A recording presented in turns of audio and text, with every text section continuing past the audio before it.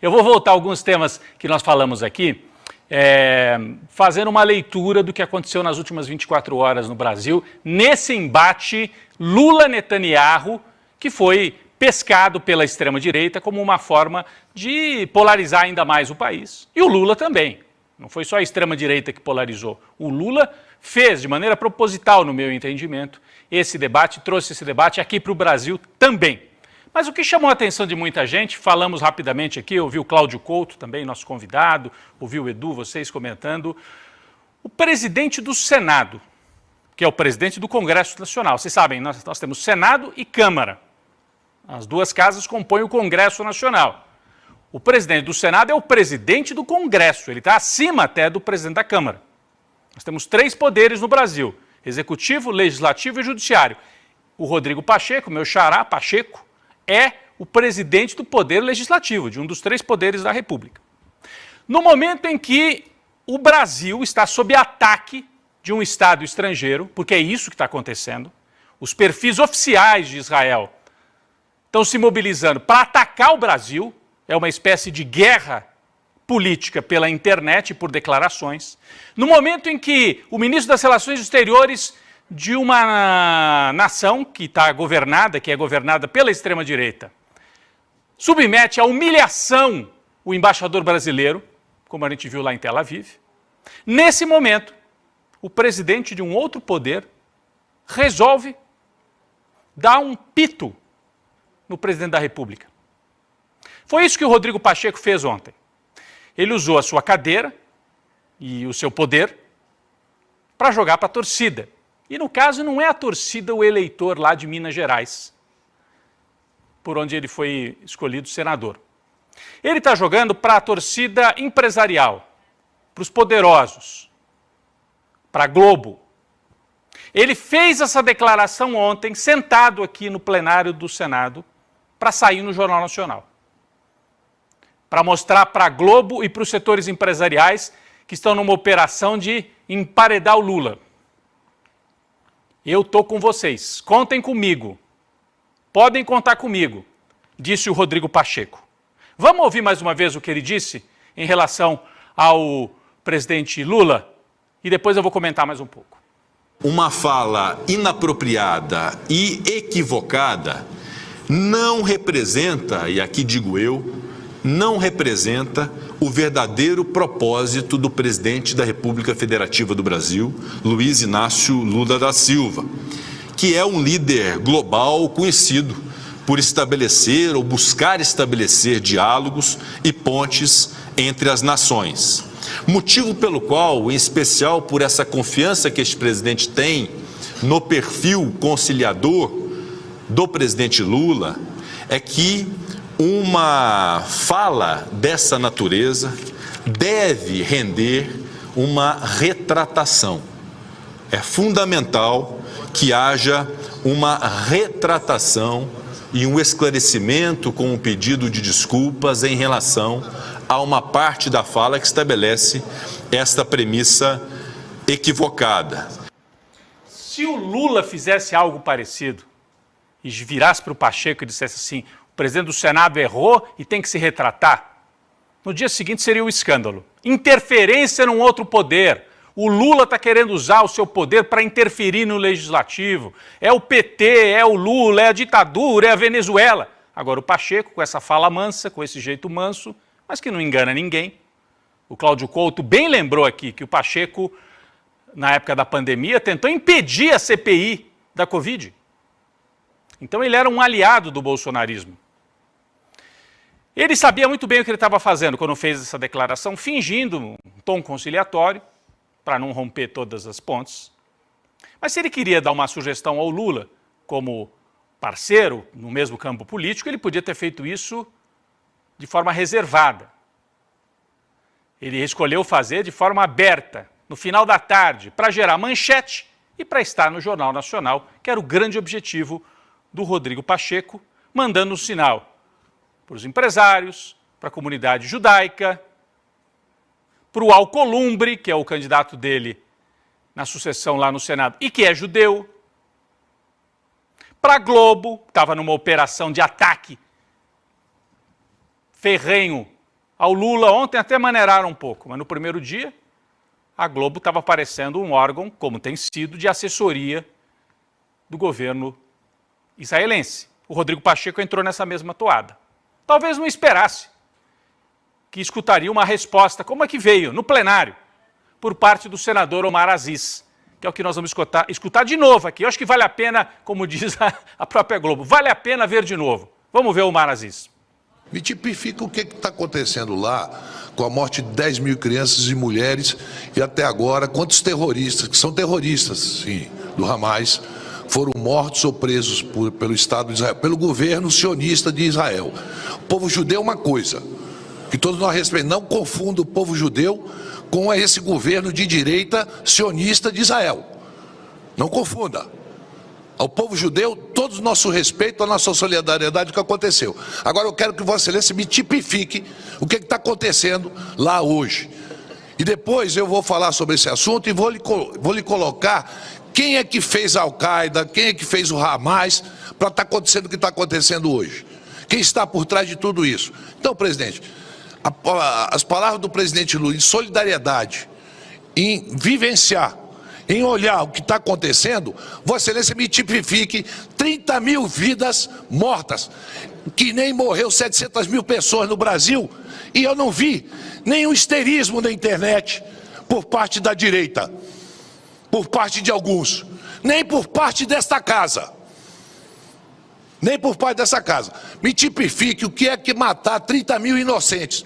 E quantos terroristas foram mortos com esses ataques e tirar 1 milhão de palestinos. Dizer, vocês saiam daqui, vão para o gueto. Saiam daqui, porque nós vamos atacar. Me tipifique o que é isso. E você viu a resposta do Omar Aziz, bastante emocionado, que como a gente já citou aqui, ele é descendente de palestinos. Ele é de origem árabe e é descendente de palestinos, o senador Omar Aziz. Ele pede que o Pacheco tipifique. O que é isso? Mandar as pessoas para o gueto e para a morte. 30 mil massacrados pelo Estado de Israel. Não é genocídio? Mas a pergunta que eu faria, o Omar Aziz foi até tranquilo em relação a isso. Alguém viu o Rodrigo Pacheco pedindo retratação ao Bolsonaro? Quando disse que não precisava usar máscara, quando disse que a cloroquina curava, que era melhor ficar em casa. Você viu o Rodrigo Pacheco ir para a cadeira de presidente do Senado e pedir retratação? Ou você viu o presidente do Senado se manifestar quando o embaixador israelense, de forma canalha, foi ao Congresso Nacional e se reuniu com o chefe da oposição aqui dentro do Brasil? Eu não vi. Então, tem que colocar as coisas nos seus devidos lugares. O Rodrigo Pacheco fez uma escolha. A outra fala que chamou bastante atenção ontem também foi a do Jacques Wagner, senador do PT da Bahia, ex-governador por 2 vezes, ministro, um dos homens mais próximos do Lula, judeu de origem. Escolheu fazer uma fala dizendo que o Lula, como sempre, acertou em tudo que disse, etc. Mas, disse o Jacques Wagner, não deveria ter falado no Holocausto. Fazer comparação com o Holocausto nunca é recomendável, disse o Jacques Wagner. Não com essas palavras, mas a ideia foi essa. Bom, o Lula não usou a palavra Holocausto e, no meu entendimento, não fez comparação com o Holocausto. Ele falou quando o Hitler decidiu matar os judeus, assim como o Netanyahu decidiu matar os palestinos. Ah, mas foi mais. O Hitler fez em escala industrial, criou campos de concentração. Sim. O Netanyahu criou um enorme campo de concentração chamado Faixa de Gaza. E está massacrando a população civil, não é uma guerra. O Jacques Wagner também fez uma escolha. De maneira mais cuidadosa do que o Rodrigo Pacheco, mas fez. Chama bastante atenção também que ele tenha feito essa escolha e deixar uma porta aberta com a comunidade judaica e tal, com a qual ele dialoga. Ele é a ponte, muitas vezes, do PT com a comunidade judaica mais tradicional. Mas o que chamou a atenção? Nós mostramos aqui o Rodrigo Pacheco, presidente do Senado, tem peso, é claro, é notícia, não tem dúvida. O Jacques Wagner falou pelo PT.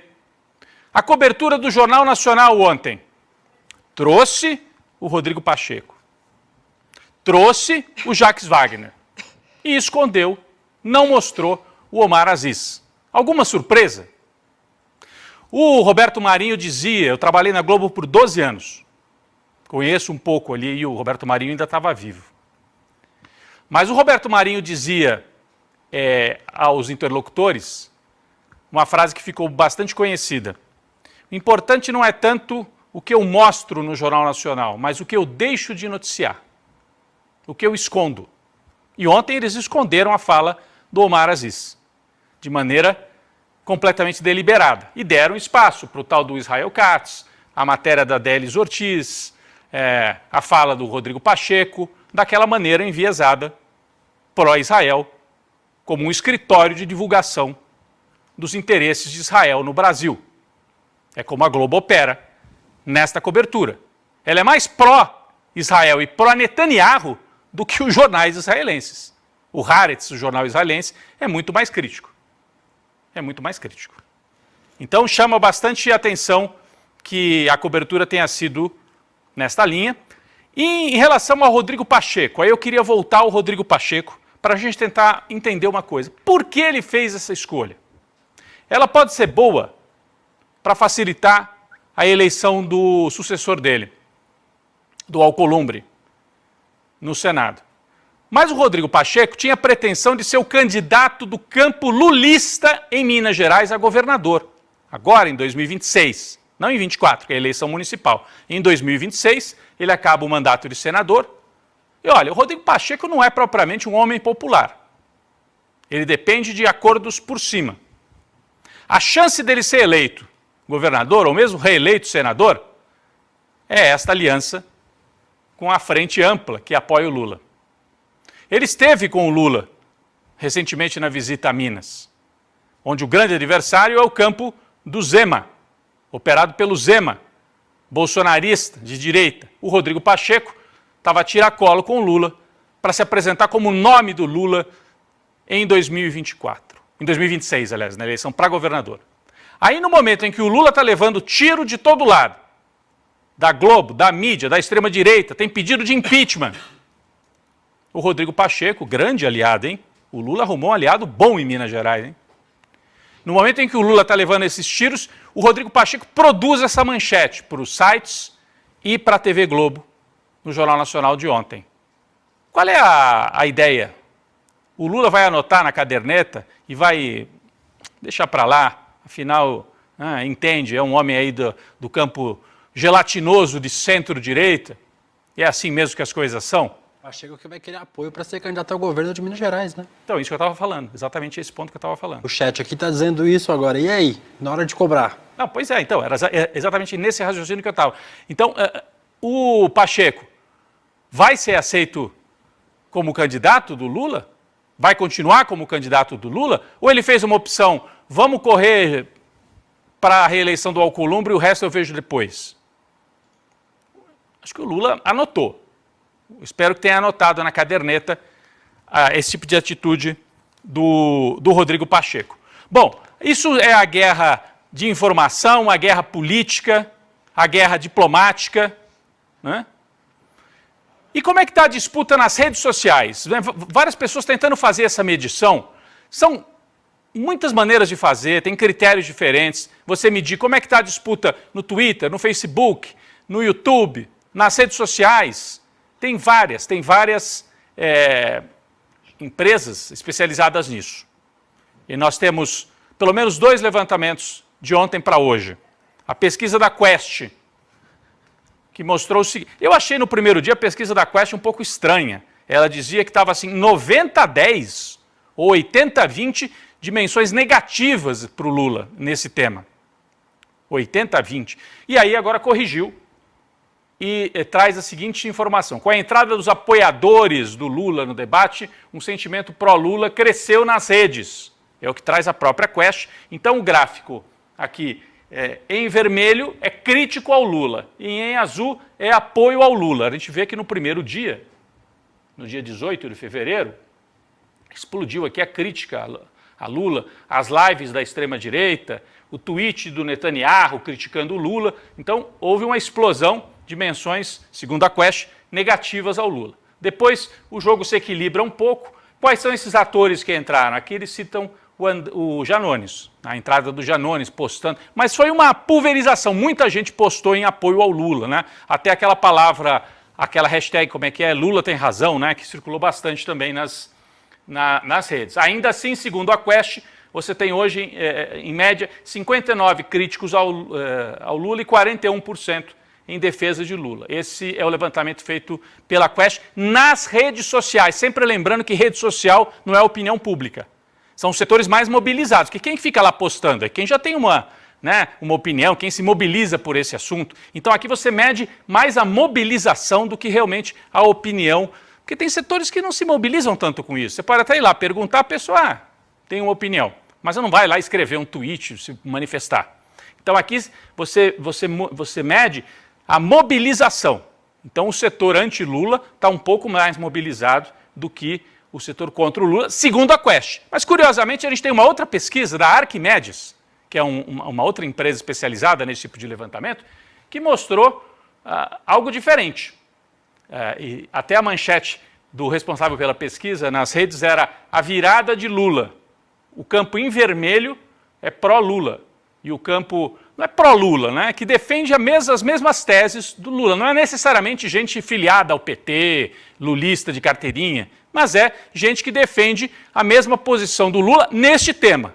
Nesse tema, por exemplo, uma surpresa, né? O Monark, que é alinhado à direita, nesse tema está se manifestando a favor do Lula. Você já citou isso lá no rolê, né, William? Então, é algo que chama atenção. Não é necessariamente lulista, mas esse assunto mobiliza. Então, a gente tem aqui o campo vermelho, segundo a Arquimedes, virou nos últimos dias. Tem alguns nomes aqui, ó, Érica Hilton, o Demori está aqui, ó, Leandro Demori. Muito, eu acho. Ali, ó, ICL Notícias. O ICL Notícias está aqui, Brasil 247, Lázaro Rosa, Sâmia Bonfim, Leandro Fortes, os colegas jornalistas também do DCM. Então, são nomes aí que mobilizaram nas redes e fizeram esse debate. Do lado bolsonarista, Carla Zambelli, Leandro Ruschel, Revista Oeste, né? São alguns nomes também nessa nuvem, nesse grafo, né, como é chamado, com preponderância do campo mais alinhado ao Lula, segundo a Arquimedes. Então são dois levantamentos diferentes, mas que mostram, num caso, a preponderância de Lula e, no outro caso, uma mudança ainda com preponderância do lado crítico ao Lula, no caso da pesquisa Quest. Bom, Rodrigo, e só para fazer um complemento, a Biazita Gomes fez um post no Twitter falando que o tempo de resposta do campo progressista, em especial dos agentes perto do governo, está muito menor. Por isso aquele gráfico que você mostrou antes mostra como o começo é muito ruim e depois dá uma equilibrada. Isso aí já é algo mais equilibrado, assim. Mas é um ponto crítico para o governo, que é essa resposta rápida, emergencial nas redes sociais e mover os atores que cercam ou apoiam o governo também, uma coisa que demora muito para acontecer. No campo, porque me parece que do lado da direita, do bolsonarismo, existe essa máquina que a gente sabe, ela é profissionalizada. Dá para criar. O lado de cá não criou uma máquina parecida ainda, é um problema do governo. Pois é. O Felipe Neto se mobilizou para debater esse assunto também. Gozado que o Monark não apareceu aqui. Eu citei o Monark, mas aqui nesse gráfico ele não aparece. Uma surpresa, né? Ele ter se mobilizado, fez um post assim... Vários posts. Vários. Eu vi um assim muito bem escrito, né? Defendendo os argumentos de por que o Lula acertou no entendimento dele.